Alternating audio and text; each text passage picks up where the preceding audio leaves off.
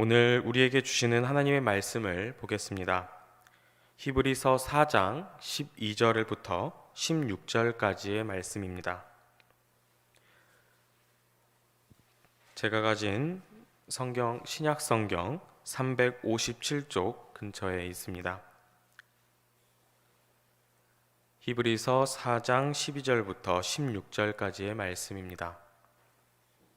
히브리서 4장 12절부터 16절까지의 말씀을 저와 한 절씩 교독하시겠습니다.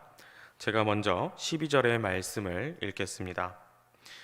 하나님의 말씀은 살았고 운동력이 있어 좌우에 날선 어떤 검보다도 예리하여 혼과 영과 및 관절과 골수를 찔러 쪼개기까지 하며 또 마음의 생각과 뜻을 감찰하나니 지으신 것이 하나라도 그 앞에 나타나지 않음이 없고 오직 만물이 우리를 상관하시는 자의 눈앞에 벌거벗은 것 같이 드러나느니라.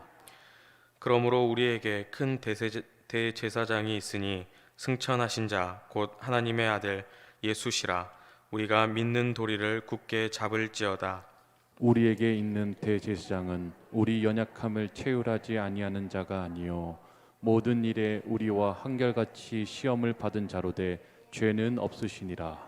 함께 읽겠습니다. 그러므로 우리가 긍휼하심을 받고 때를 따라 돕는 은혜를 얻기 위하여 은혜의 보좌 앞에 담대히 나아갈 것이라. 아멘. 할렐루야. 우리 오늘 말씀 나누기에 앞서 함께 앞뒤 좌우분들과 인사 나누고 시작하면 좋겠습니다. 주 안에서 행복합시다 라고 인사 나누면 좋겠는데요. 함께 인사 나누겠습니다.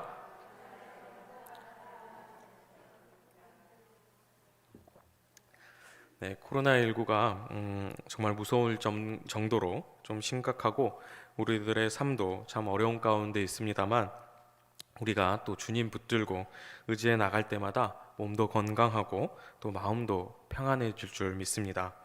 저와 여러분 모두가 그런 주님 안에서 항상 행복한 하루하루를 보내길 간절히 소망합니다. 이 시간 주님 전에 나와서 함께 예배드리는 여러분 모두와 그리고 또 각자의 자리에서 영상으로 함께 예배드리시는 여러분 모두에게 하나님의 은혜가 가득 넘치길 바랍니다. 제가 오늘 여러분들과 우리에겐이라는 제목으로 함께 말씀을 나누려고 하는데요. 사실 오늘 여러분들과 말씀을 나누기에 앞서서 좀 고민이 많이 있었습니다. 기억들 다 하고 계시겠지만 제가 지난번 여러분들과 말씀 나눌 때에 고향 내려가려고 했던 이야기를 좀 들려드리기도 했었고 또 우리 시온성교회 처음 왔을 때에는 제 고향이 어디인지 그런 이야기를 좀 한번 또 말씀드리곤 했었는데요. 물론 처음에는 이제 그럴 의도는 없었습니다만 이제 본의 아니게 이제 그런 이야기들을 이제 계속해서 하다 보니까 오늘도 제가 그와 좀 연관지어서 고향에서의 제 어릴 적 이야기를 좀 들려드리면 좋겠다 그런 생각을 좀 조심스럽게 해보게 되었습니다. 그래서 수많은 그 어릴 적 이야기 중에 무슨 이야기를 들려드릴까 곰곰이 생각해 보다가 지금 생각해 보면 당연히 부끄럽기도 하고 또 철없었던 이야기라서 나름 재미가 있기는 합니다만 또 그러면서 마냥 웃어 넘길 수만은 없는 그런 이야기가 하나 있어서 여러분들에게 들려드리면 어떨까 한번 생각해 보았는데요. 우리가 고린도 후서에 보면은 바울이 이제 하나님께서 너무 자만하지 말라고 이제 육체의 가시를 주셨다는 그러한 고백을 하고 있는데요. 그것에 대한 이야기를 하려는 것은 아닙니다만 제 나름대로 이제 평가를 하자면 저 또한 그렇게 바울처럼 나름의 몸에 가시 같은 게 있었었는데요. 그것은 바로 제가 어떤 상황이든 간에 어떤 신경을 쓰거나 스트레스를 받게 되면 배가 아프게 되는 증상을 가지고 있었다는 것입니다. 그래서 제가 무슨 대단한 성격을 갖고 있는 것은 아니라고 생각합니다만 갑자기 어떤 신경을 쓰게 되면 거짓말처럼 배가 아프게 되고 또 근데 또 이게 재밌는 게 배가 그렇게 아프다가도 그 상황을 벗어나면 마치 언제 그랬냐는 듯 배가 아픈 증상이 깨끗하게 사라져버리는 그런 증상이었습니다. 물론 지금도 이제 간혹 그렇기는 합니다만 어쨌든 저는 그런 이유로 어릴 적에 무슨 그렇게 신경을 많이 썼는지는 모르겠지만 참 자주 배가 아프곤 했었습니다. 그래서 지금도 이따금씩 그 시절에 배가 아파서 이러지도 저러지도 못하고 배를 부여잡고 아파했던 저의 모습이 기억이 나곤 하는데요. 그런데 단순하게 그냥 배가 아팠던 뿐이라면은 뭐 얼마나 대단한 이야기라고 이렇게 말씀드리겠습니까마는, 굳이 제가 이렇게 말씀을 드리는 이유는 그때의 저는 배가 아플 때마다 그 아픈 배를 부여잡고 항상 하나님께 기도를 드렸던 기억이 있습니다.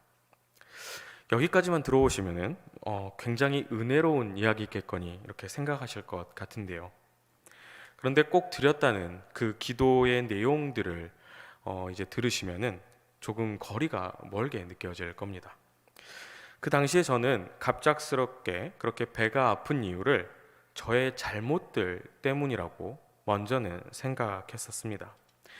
그래서 사소하게는 동생과 다툰 것부터 시작해서 지난 주일 예배 시간에 떠들었다든지, 아니면 학교 숙제를 안 했다든지, 아니면 학교에서 선생님의 말씀을 안 듣고 말썽을 피운 것 등을 포함해서 지금까지 했던 모든 그러한 잘잘못들을 다 떠올리면서 그것을 용서해 달라고 하나님께 기도했었습니다.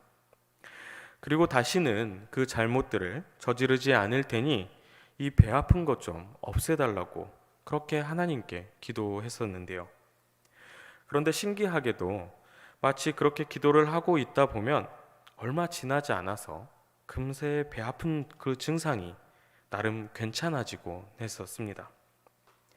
그런데 정말 재밌는 것, 그리고 은혜와 좀 관련이 멀어지는 것은 이 다음에 발생하는 문제 한 가지 때문인데요. 아마도 그렇게 아프다가 기도를 해서 괜찮아지면은 누구나 다음으로 예상하게 되는 것은 하나님께 감사를 드렸다가 되어야 하지 않겠습니까? 그런데 기도 덕분에 낫게 되었는지 아닌지의 그런 여부를 떠나가지고 사람이 참 간사하다고 해야 될까요? 화장실 들어갈 때와 나갈 때 마음이 다르다고, 배가 아플 때까지만 해도 세상에 이런 죄인이 따로 없었는데 아픔이 가시자마자 언제 그랬냐는 듯 본래의 모습으로 돌아가 버리는 저의 모습이었습니다. 그래서 저는 사소하게는 평소처럼 다시 동생과 다투기도 하고, 또 교회에서든 학교에서든 여전히 소위 부잡스러운 그런 행동들을 이어갔었던 그런 어린 시절의 모습을 갖고 있는데요. 참 시시콜콜한 이야기입니다만 여러분들께서는 지금까지 저의 이 어린 시절의 이야기를 한번 좀 들으시면서 어떤 생각이 드셨습니까? 저 개인적으로는 몇 번을 다시 생각해봐도 그 당시의 저의 모습이 참 어리석고 바보 같았구나 라고 느껴집니다. 이유는 이렇습니다. 먼저는 하나님께서는 제가 잘못한 모든 것들을 이미 다 알고 계셨을 텐데, 마치 저는 아프고 나서야 그 잘못한 것들을 하나님께 다 들킨 것 마냥 고백하고 또 그것들을 용서해 달라고 구하는 모습이 그러했습니다. 그리고 용서를 구하는 것까지는 100번 양보해서 뭐 그럴 수 있겠다고 생각해 보지만, 아픔이 가시자마자 또 방금까지의 그 엄청난 죄인은 온데간데 없고 또 언제 그랬냐는 듯이 본래의 모습으로 돌아와 버리는 그런 저의 모습은 참 미련하고 어리석게만 보이기 때문인데요. 그럼 여러분, 제가 말씀을 전하기에 앞서 왜 이런 이야기를 들려드리는지 궁금해 하실 것 같은데요. 사실 저의 이러한 어린 시절의 이야기는 큰 의미를 둘 것도 없이 그냥 어린 날의 추억으로 생각하며 웃어 넘기면 그만인 일이기는 합니다만, 곰곰이 생각해보면 그때의 모습이 마치 상황만 달라졌다 뿐이지 지금도 그때와 크게 다르지 않아 보이기 때문입니다. 다시 말해 하나님 앞에서 바르게 살아가겠다고 다짐하고 기도하면서 그렇게 열심히 했는데 뒤돌아서면서 또 언제 그랬냐는 듯 금세 잊어버리는 그런 모습 말입니다. 게다가 마치 우리네 인생 또한 감히 말씀드리기는 이런 모습과 크게 맞닿아 있는 것 같기도 한데요. 어쩌면 너무 과하게 해석을 하는 것 아니냐라고 생각하실 수도 있겠습니다만 우리가 곰곰이 생각해 보면 그렇지 않습니까? 우리는 매사 열심히 살아보겠다고 그렇게 다짐하지만 때때로, 아니 또 자주 같은 잘못을 반복하며 그렇게 살아가기도 하고 또 이런저런 이유로 잘못을 외면하는 그러한 모습들을 우리는 어렵지 않게 마주하게 됩니다. 그런데 어디 그뿐이겠습니까?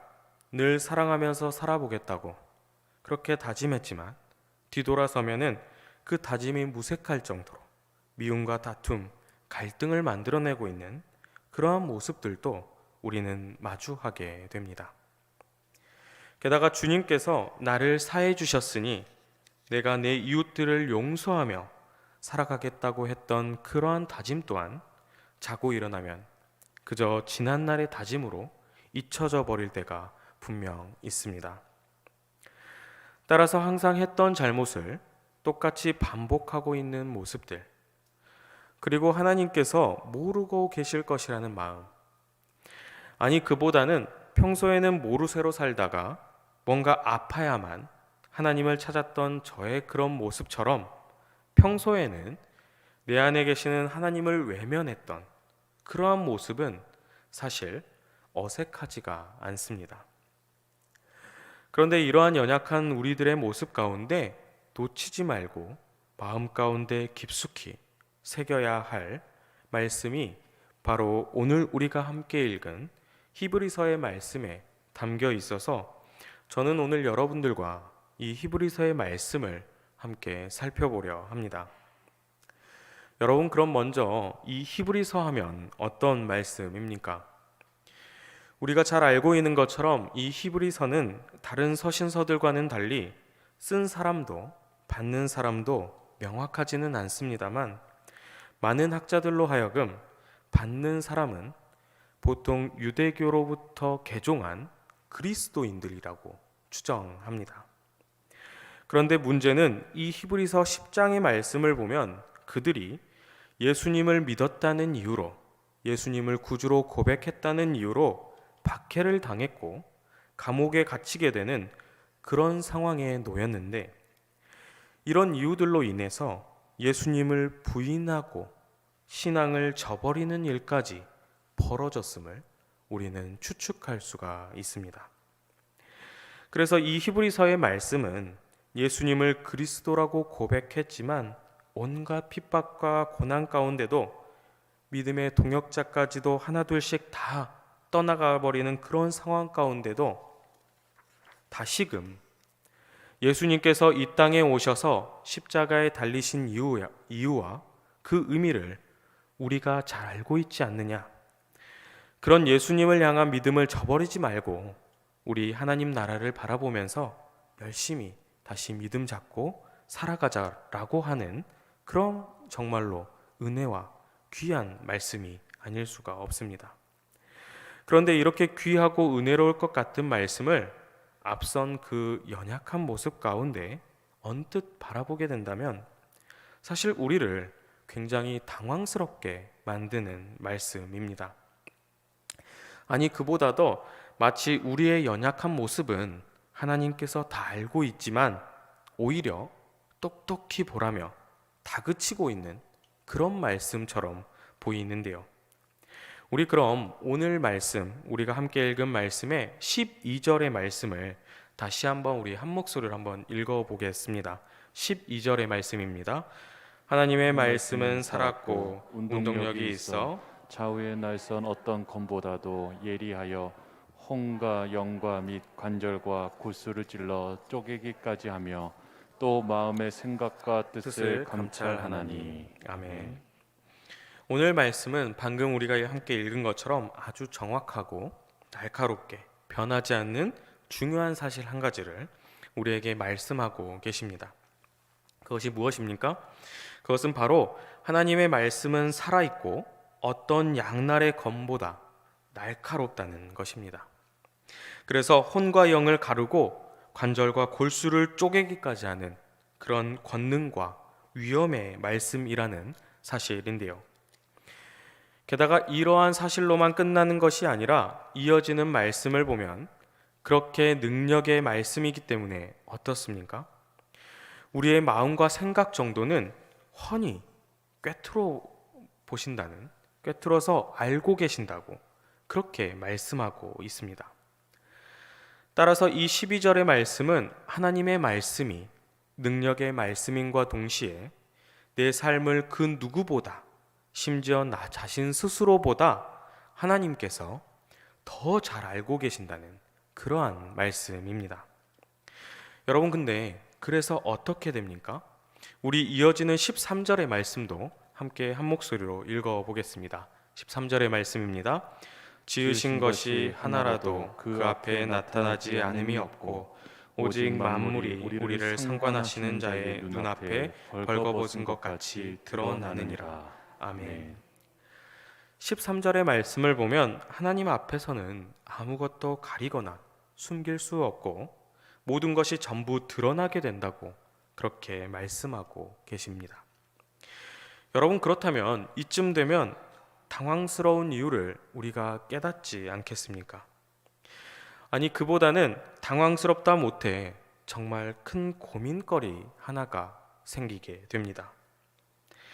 하나님의 말씀이라는 것이 이렇게 권능 있고 위엄 있는 정말 귀하고도 귀한 말씀, 정말 놀라운 진리의 말씀이라는 사실은 우리가 다 아는 사실이면서 너무나도 당연한 사실입니다.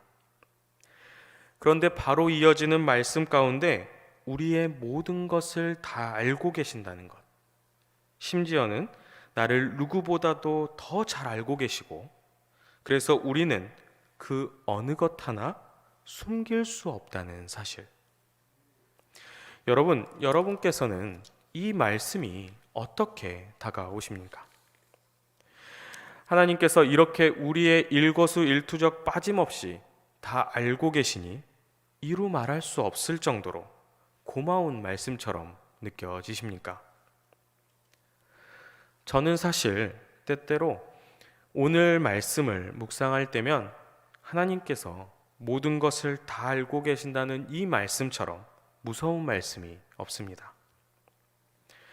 왜냐하면 앞서 말씀드린 것처럼 매번 하나님의 말씀대로 순종하면서 살아가겠다고 그렇게 다짐하지만 매 순간이 그렇지 못할 때가 많기 때문입니다. 사랑하겠다고 했지만 뒤돌아서면 미움과 다툼의 마음을 품고 살아가기도 하고, 때때로 실패와 좌절 가운데 죄악과 아집으로 살아가는 그런 모습이 저의 안에 있으니 도무지 하나님 앞에서 모든 것이 다 드러나는 그 진실을 감당해낼 자신이 없기 때문입니다. 그리고 어디 그뿐이겠습니까? 남들은 모르지만 내 마음속 차마 입에 담을 수 없는 그 수많은 더러움과 죄악들이 넘쳐나는데 그것을 모두 다 알고 계신다고 하시니 하나님 앞에 서는 것은 둘째치고 그 심정이 그저 부끄럽고 감추기에 어디 숨을 곳이 없는지 당장이라도 있으면은 바로 그곳으로 숨고 싶은 그런 심정입니다. 그렇기 때문에 저는 하나님 앞에 모든 것이 드러나게 되는 그 사실을 감히 감당할 자신도 없지만 오히려 오늘 말씀은 두렵다 못해 무섭고 떨리고 피하고 싶은 말씀이 아닐 수 없습니다. 여러분, 그렇다면 하나님께서는 왜 이런 말씀을 들려주고 계십니까? 우리가 고백하는 것처럼 자비롭고 긍휼을 베푸시는 하나님이시라면 응당 우리의 잘못을 눈감아 주시고 모른 척 넘어가 주셔야 옳지 않겠습니까? 그러나 우리의 모든 것, 죄 하나까지도 낱낱이 드러나게 된다는 이 무섭고 떨리는 진실의 말씀, 도대체 아무 힘도 능력도 없는 그저 죄인인 우리가 어떻게 이 말씀을 감당하길 원하시길래 이런 말씀을 오늘 우리 가운데 전해주고 계시는 것입니까? 우리 그 정답을 찾아서 이어지는 14절의 말씀을 함께 한 목소리로 읽어보도록 하겠습니다. 14절의 말씀입니다. 그러므로 우리에게 큰 대제사장이 있으니 승천하신 자 곧 하나님 아들 예수시라. 우리가 믿는 도리를 굳게 잡을지어다. 아멘. 사랑하는 여러분, 죄인의 모습으로 부끄러워 떨고 있는 우리에게 오늘 말씀은 누가 계신다 말씀하십니까? 우리는 도저히 우리 스스로의 힘으로 주님께 나아갈 수 없고 우리의 죄악으로는 어떤 것도 할 수 없지만 우리에겐 우리의 모든 죄를 대신 짊어지신 예수님께서 계신다고 말씀하고 있습니다. 아니, 그보다도 더 말씀하시는 것은 예수님께서 우리와 함께 계시니, 우리와 함께 하시니, 예수님께서 우리의 모든 연약함 다 알고 계시니 그 예수님 붙잡고 담대하게 나아오라 말씀하고 계십니다. 여러분, 그렇다면 예수님과 함께 우리가 나아가게 될, 아니 나아가야 할 그 은혜의 보좌, 은혜의 자리가 어디입니까? 그곳은 바로 우리의 죄와 허물을 다 알고 계시지만 그럼에도 불구하고 우리에게 예수님을 보내주신 분, 예수님과 함께라면 우리의 그 많고 많은 죄를 묻지 않으시고 우리를 있는 그대로 받아주시겠다는 분, 바로 하나님 아버지의 품이지 않겠습니까? 사랑하는 여러분, 오늘 말씀은 하나님은 골수를 쪼개고 그렇게 무서운 분이시니 우리는 죄와 허물이 많기에 무서워 떨면서 하나님 앞에 나아오지 말라는 그런 말씀이 아닙니다. 매번 실패와 잘못을 반복하며 좌절하고 무릎 꿇고 살아가니 그저 세상의 자리에서 안주하면서 살아가라는 그러한 말씀도 아닙니다. 오늘 말씀의 진실은 하나님께서 우리의 죄를 다 알고 계시지만 그럼에도 불구하고 예수 그리스도를 통하여 모두 씻어주셨으니 그 예수님과 함께 당신의 품으로 나아오라는 하나님의 긍휼하심인 것입니다. 나아가 예수 그리스도를 붙잡고 나아가는 그러한 삶을 산다면 은혜의 자리를 향한 새로운 출발을 하는 것이라면 하나님 나라를 바라는 소망의 말씀인 것입니다. 사랑하는 여러분, 이제 일주일 후면은 예수님의 고난의 그 십자가의 사랑을 기억하면서 겸손히 나를 돌아보는 그러한 사순절 기간이 시작됩니다. 코로나라고 하는 그 큰 어려움 앞에 지나온 시간들을 돌아보면 늘 죄에 매여 살았던 우리들의 모습들, 진실하지 못했고 성실하지 못했던 우리들의 모습들, 미워하고 분쟁하고 차별하고 교만했던 우리네 모습들입니다.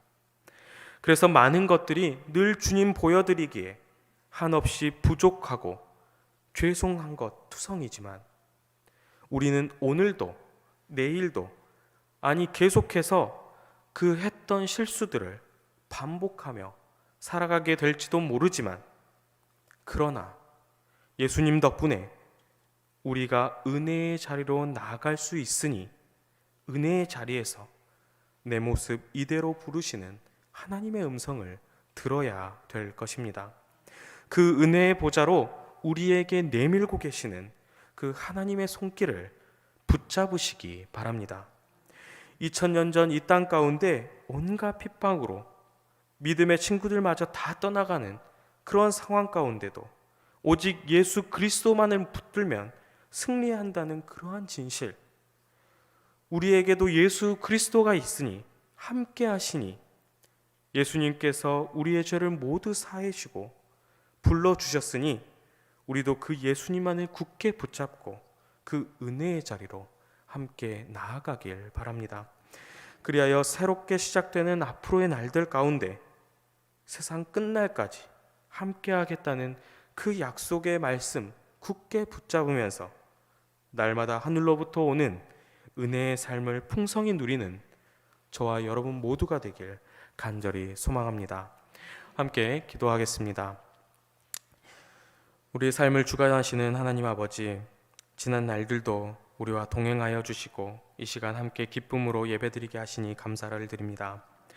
참으로 어려운 시기 가운데 주님께서 허락하신 이 시간, 우리가 몸과 마음을 다하여 주님께 드리오니 올려드리는 예배를 기뻐 받아 주시옵소서.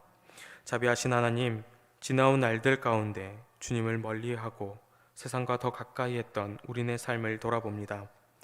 주님을 의지하기보다는 나 자신을 지켜 세웠고 주님을 사랑하기보다는 세상을 사랑하며 미움과 다툼이 가득했던 시간이었음을 고백합니다. 이 시간 엎드려 회개하오니 십자가의 보혈로 씻어주시고 주님의 사랑 안에서 모든 것이 회복되는 놀라운 역사를 허락하여 주시옵소서. 내 모습 이대로 받으시는 주님, 우리에겐 예수님께서 늘 함께 하시니 우리가 예수님 붙잡고 그 사랑 붙잡고 주님께로 더 가까이 나아갈 수 있도록 우리에게 용기를 부어주시고 주님 사랑으로 인도하여 주시옵소서. 또한 주님께 셀 수 없는 사랑 받았으니 받은 사랑 이웃들과 함께 나누게 하시고 미움과 다툼, 시기와 질투로 가득한 마음 이제 모두 버리고 사랑과 용서, 화해와 자비의 주님 마음으로 가득 채워지게 하여 주시옵소서. 긍휼을 베풀어 주시는 주님, 우리가 살아가는 이 땅은 아직도 코로나로 인해 모든 것이 혼란스러운 가운데 있습니다. 너나 할 것 없이 너무나도 힘들고 지쳐가는 이때에 주님, 우리의 이 어려움 모두 아시오니 하늘의 위로를 더하여 주시고 주님 주시는 평안으로 차고 넘치게 하여 주시옵소서. 은혜로우신 주님, 주님의 몸된 교회 우리 시온성교회를 위해 기도합니다. 주님의 크신 뜻 가운데 우리 시온성교회를 세워주셨사오니 우리 교회가 믿음으로 바로 서게 하시고 날마다 베풀어 주시는 은혜로 차고 넘치게 하여 주시옵소서. 특별히 택하신 담임 목사님 늘 강건케 하시고 목사님을 중심으로 하나 되어서 맡겨주신 사명 잘 감당케 하여 주시옵소서. 그리하여 주님께서 원하시는 뜻이 우리의 비전이 되게 하시고 온전히 예수님의 성품을 닮아 주님의 영광을 드러내는 복된 교회 되게 하여 주시옵소서. 사랑의 하나님, 특별히 이 시간 주님께 귀한 예물을 올려드리는 손길들이 있습니다. 우리가 받은 모든 것이 주님께서 주신 것임을 고백하며 주님 전에 올려드리오니 기쁨으로 흠양하여 주시고 하늘의 복과 땅의 기름진 것으로 복되게 하여 주시옵소서. 또한 이 예물 쓰이는 곳곳마다 주님 영광 드러내게 하여 주시옵소서. 날마다 주님 말씀 안에서 기쁨을 누리는 삶으로 인도하여 주실 것을 믿으며 예수 그리스도의 이름으로 간절히 기도드리옵나이다. 아멘.